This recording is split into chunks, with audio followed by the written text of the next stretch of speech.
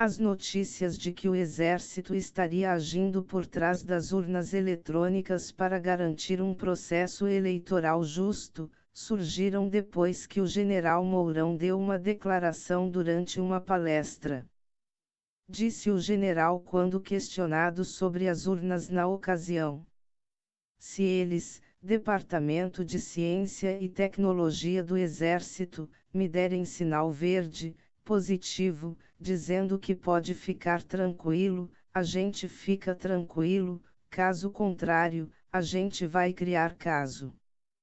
General Vilas Boas se manifesta sobre participação do Exército nas urnas eletrônicas.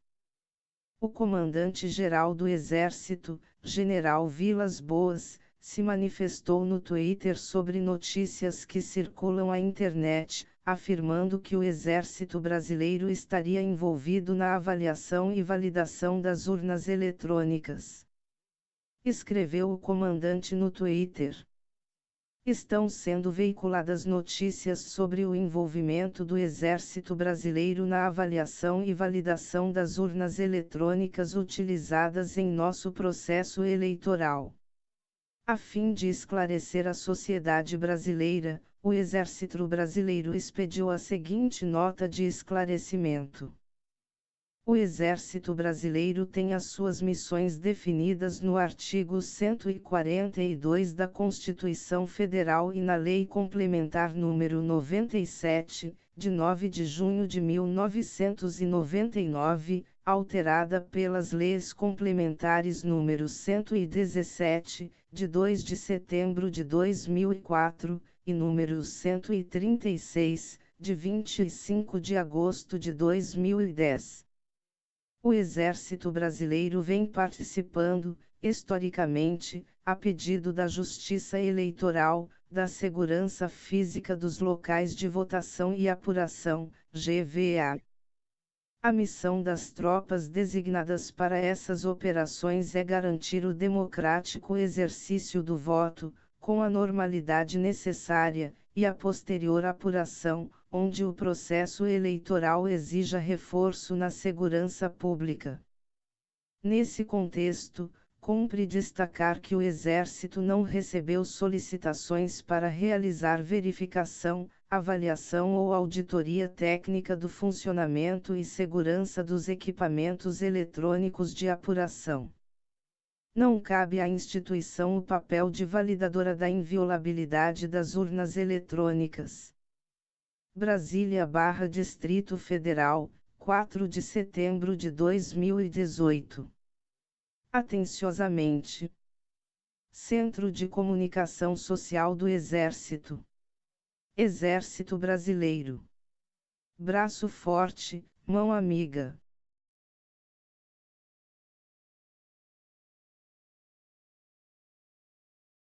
Eu vou mostrar um chupa-cabra de urna eletrônica, como é que é feito, um sensor da Diebold, e aqui como se transfere os votos do Celso Russomano para Haddad, né? Ó, aqui, ó, aqui nós temos aqui, ó, título digitado pelo mesário, né? Tá vendo aqui, né? Já tá captando mais, ó, tá entrando mais, ó. Ó, mesmo se o cara apertar corrige, tá vendo? Olha, tudo título digitado pelo mesário, ó. Título digitado pelo mesário, ó o horário. Quem votou depois das 17 horas, se as urnas fecham a sessão às 17 horas? Tá aqui, ó. Ó, isso é tudo fraude, ó. Então nós temos 200 milhões de otários no Brasil, achando que urnas eletrônicas, você vai lá e vota pra alguém, né? Que é a democracia. Tudo bandido. As urnas eletrônicas é fraudes, né? E aqui tem esse corno falando aqui, ó. Olha lá. A cara do arrogante. Só que eu tenho todas as provas aqui, tá aqui, ó. Ó, tá tudo aqui, ó. Olha lá, presidente da República, a bandida. Ó, olha aqui, ó. Ó a fraude aqui, ó. Captada pela Diebold aí, ó. Olha aí, ó. Olha, título digitado pelo mesário inválido. Da Vinci Almeida aí pra vocês aí, tá? 200 milhões de otários no Brasil.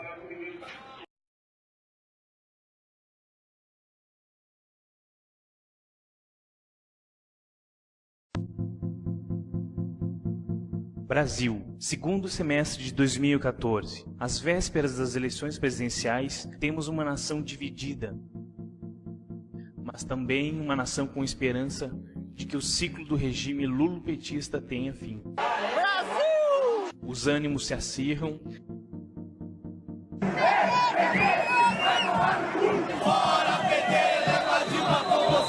Principalmente em quem antevê uma derrota vexatória. Partido Comunista Brasileiro!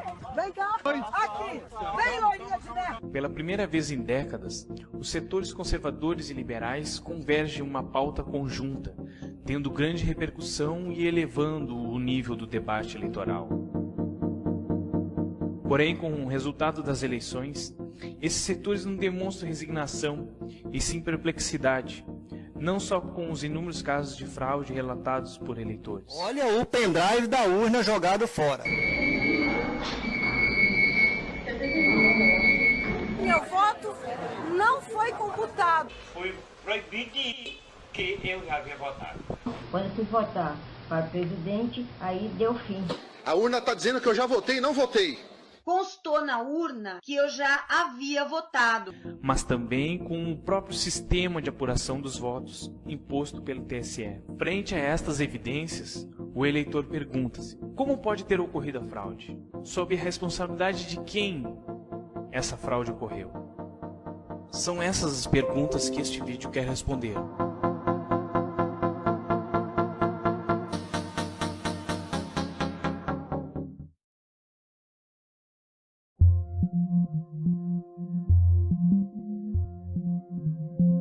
Mas para entendermos todos os fatores envolvidos, devemos retroceder no tempo, mais exatamente 2 de julho de 1990, na cidade de São Paulo.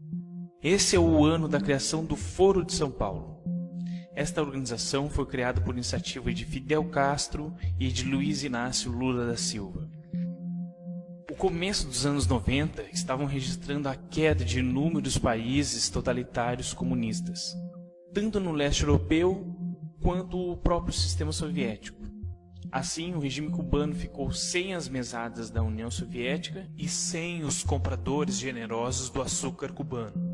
Dessa forma, Castro precisava de uma alternativa para poder manter o regime de Cuba. O objetivo principal do Foro de São Paulo é a reunião de partidos, movimentos e até de grupos criminosos e narcoterroristas como Nelson Gutiérrez e Líbio Pérez. Colômbia, Danilo Trujillo. Por el M-19, Germán Rojas e as Farc. Ao final de cada reunião do Foro de São Paulo, esses grupos de esquerda saem com declarações finais que devem ser deliberativas, ou seja, dali saem as ações que os partidos devem adotar no próximo ano, com o objetivo de aprofundar o socialismo no continente. Um regime é socialista ou comunista quando o Estado legisla e controla praticamente todos os aspectos da vida de seus cidadãos. Mas Lula é socialista? Mas eu não vou viver mais 30 anos. E eu quero chegar ao poder logo. Pragmaticamente. Então faço com o Olívio Dutra, que vai ser candidato a governador. Eu peço para ele não ser candidato e ficar organizando a sociedade socializante. Ou eu quero que ele ganhe as eleições, que vereadores do PT se elejam, que prefeitos, e a gente vai mudando a relação do Estado com a sociedade e vai contribuir. Os dois ex-operários, Valwença e Lula, sempre tiveram uma relação de rivalidade. Nesta entrevista, o polonês afirma que o presidente Lula quer implantar o socialismo no Brasil. Por ocasião do 4º Foro de São Paulo, realizado em 1993, em Cuba, Fidel Castro disse: o que pode fazer a esquerda latino-americana que não seja a consciência para a unidade? Isso, a unidade, deve ser inscrita nas bandeiras da esquerda. Nenhum futuro teremos sem a integração. Veja que Castro está falando em unidade, em integração em 1993. A cada ano, mais e mais países latino-americanos têm adotado políticas pró-Cuba. Era o que o regime cubano necessitava para ser novamente financiado. e encaminhando esses países rumo ao socialismo. Venezuela, Equador, Bolívia, El Salvador, Argentina. E o Brasil? Qual o papel do Brasil na estratégia do Foro de São Paulo? A política externa brasileira dá alguns exemplos de como o Brasil foi permissivo nos últimos anos com as nações governadas por representantes do Foro de São Paulo. Vide o caso das refinarias de petróleo na Bolívia, a revisão do contrato de energia produzida na hidrelétrica de Itaipu, o projeto Mais Médicos, onde médicos cubanos são trazidos para trabalhar no país e parte do salário desses profissionais vai diretamente para o regime dos irmãos Castro. O Porto de Mariel, em Cuba, uma obra inconstitucional realizada no governo Dilma e que custou milhões ao erário público da nação. Sobre isso, o embaixador Luiz Felipe Lampreia explica melhor. É explicável por uma palavra simples, chama-se Foro de São Paulo. Foro de São Paulo era um pacto dos partidos de esquerda para chegar ao poder e, chegando ao poder, para conservar o poder. Então, um pacto de solidariedade partidária, né? E isso, a meu ver, explica Lula, explica a posição em relação ao Paraguai, explica a posição em relação ao Chávez, explica a condescendência em relação a Evo Morales. Esse, eu acho, o fio condutor é essa solidariedade partidária.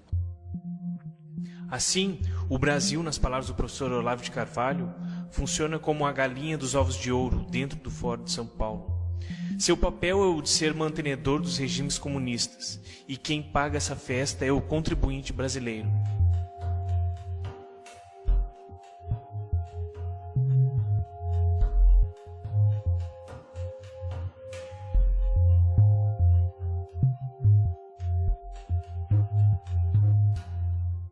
Os representantes do Foro de São Paulo sempre tiveram grande carinho pelo regime imposto por Chávez à Venezuela, principalmente Fidel Castro e Lula, mesmo quando o país demonstrava caos econômico e autoritarismo. Companheiros e companheiras, em 1990, a esquerda só estava no poder em Cuba. Hoje, governamos um grande número de países, e mesmo onde ainda somos oposição, os partidos do Fórum têm uma influência crescente na vida política e social. Os governos progressistas estão mudando a face da América Latina. Graças a eles, o nosso continente se desenvolve de modo acelerado, com crescimento econômico, criação de empregos, distribuição de renda e inclusão social. O estopim da crise, o racionamento de energia, destampou um barril de pólvora. O governo tenta garantir o controle sobre a opinião pública e a economia. Bloqueia canais de televisão, encampa supermercados, sem conseguir manter a calma no país. O desajuste nas finanças públicas chegou ao limite.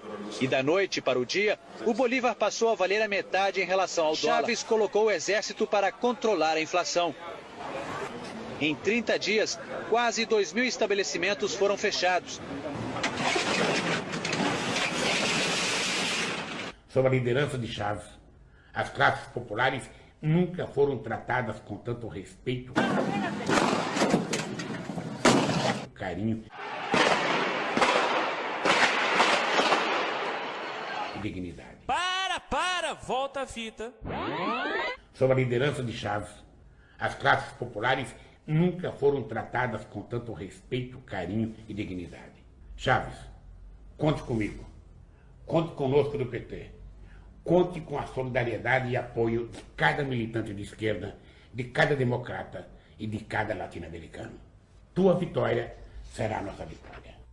Com a morte de Chávez e com o medo de que o chavismo tivesse fim, Lula mais uma vez interfere nos interesses da nação venezuelana e defende a eleição de Nicolás Maduro.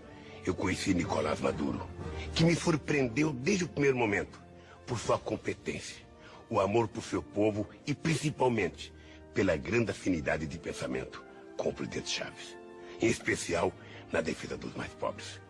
Maduro se destacou brilhantemente na luta para projetar a Venezuela no mundo e na construção de uma América Latina mais democrática e solidária. Que todo mundo sepa que vivimos uma ditadura bajo Nicolás Maduro.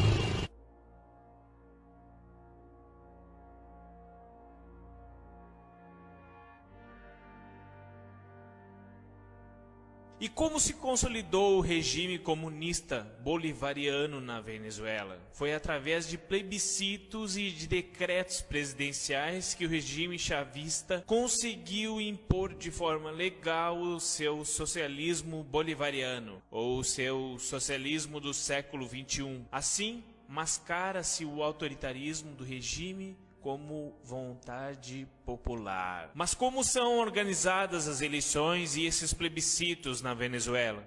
A Venezuela possui um sistema de votação eletrônica que, apesar de usar tecnologia superior à do Brasil, ou seja, que possibilita a recontagem dos votos, o sistema venezuelano é parecido com o brasileiro no tocante ao autoritarismo da justiça eleitoral. Reportagens veiculadas no ano de 2008 já apontavam irregularidades e incoerências na totalização dos votos e das dificuldades, impedimentos e restrições que a Justiça Eleitoral e o TSE impuseram a qualquer tentativa de investigar ou auditar o sistema eletrônico de votação. Guarulhos, na Grande São Paulo, é o segundo maior colégio eleitoral do estado. Coloquei o meu candidato, apareceu outro. Candidato a vereador na última eleição, Antônio pediu a anulação do resultado. Milhares de pessoas falando que existe a fraude, que foram votar e não tem o voto delas lá. E agora eu sou obrigado a acreditar só no TSE, só o TSE que fala a verdade. Várias cidades do Brasil, onde os candidatos estão reclamando, eles estão sendo taxados de candidatos derrotados. Derrotado é o eleitor, que pensa que elegeu um candidato, quando na verdade ele está elegendo outro. Derrotado é a democracia. Outra crítica é o acúmulo de poderes do sistema eleitoral brasileiro, que compra, programa e distribui as urnas eletrônicas, verifica todas as etapas do processo, é responsável por definir as regras da fiscalização e também por se fiscalizar. Amilcar Brunazzo é engenheiro formado pela USP, especializado em segurança de dados. Desde 2000 investiga o comportamento de urnas eletrônicas. Não pode ser a fiscalização regulamentada pelo fiscalizado. Eles que nos dizem o que eu posso fiscalizar. Isso acontece porque se o TSE é indicado como réu em um processo, são os magistrados que o compõem os responsáveis pelo julgamento. E a Justiça Eleitoral, ela assume a condição de julgador e de réu. Nenhum outro país do mundo concentra o poder de executar e julgar a eleição como o Brasil. Podemos resumir 4 principais problemas do sistema eleitoral brasileiro. O primeiro, a Justiça Eleitoral, como vimos, dificulta toda a auditoria independente. Porque a Justiça Eleitoral, ela bloqueia todas as portas dos partidos. O segundo é que o sistema eleitoral não é auditável, ou seja, não é possível encontrar e recontar os votos antes que esses tenham passado por qualquer tipo de sistema eletrônico que possa modificar a contagem. Se você for pedir uma recontagem numa urna eletrônica, qualquer urna que for, ela vai te dar só a totalização. Terceiro, é que o TSE contrata empresas sem necessidade de licitação e que possuem um passado duvidoso. Uma das empresas que atua tanto nas eleições brasileiras quanto nas eleições venezuelanas é a Smartmatic. A Smartmatic não só é venezuelana, mas como recebeu investimentos diretos de Hugo Chávez. No Brasil, essa companhia é responsável pela comunicação de dados via satélite e em pelo menos 2 países responde por processos de fraude eleitoral.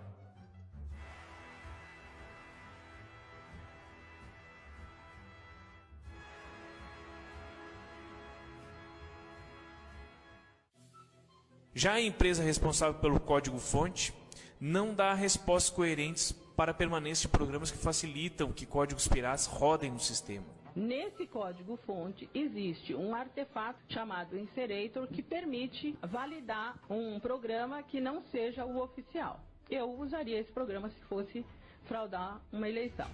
E por último, a Diebold é a companhia que fornece as urnas eletrônicas ao TSE. E já teve provado que seus aparelhos são muito fáceis de serem invadidos.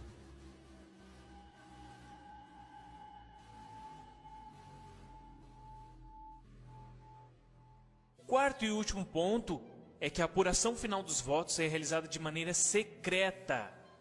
Um grupo seleto de técnicos do TSE ficou responsável pelo processo de soma final. Você acredita que uma apuração secreta em qualquer tipo de eleição seja válida? E se a apuração só seria pública a partir das 20 horas, por que petistas ligados ao Planalto estavam comemorando antes desse horário? A apuração não era secreta? Esse é o sistema eleitoral que temos à disposição. Essa situação é agravada ao sabermos que o presidente do TSE é um petista.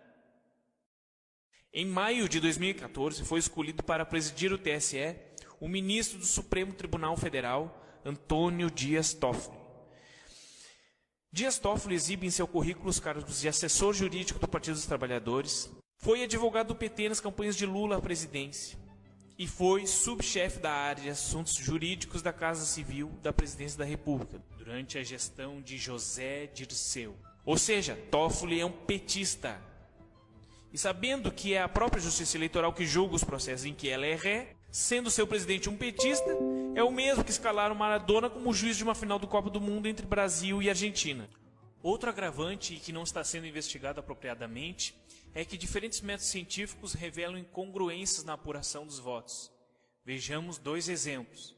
As inconformidades encontradas no comportamento probabilístico dos votos através de modelos estatísticos baseados na lei de Benford. E na constatação de que qualquer programador, através de poucas linhas de código e com acesso às urnas eletrônicas, pode converter votos de um candidato a outro. A prova peremptória de que ocorreu a fraude não há. Porém, sobram evidências e um sem número de falhas no sistema eleitoral.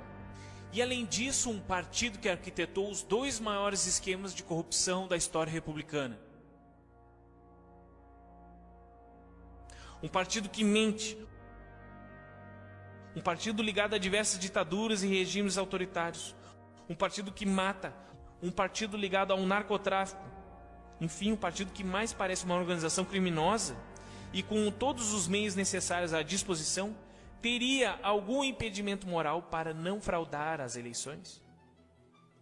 Se essa situação não for denunciada, o socialismo pode ser implantado com uma maquiagem democrática em nosso país e em todo o continente americano.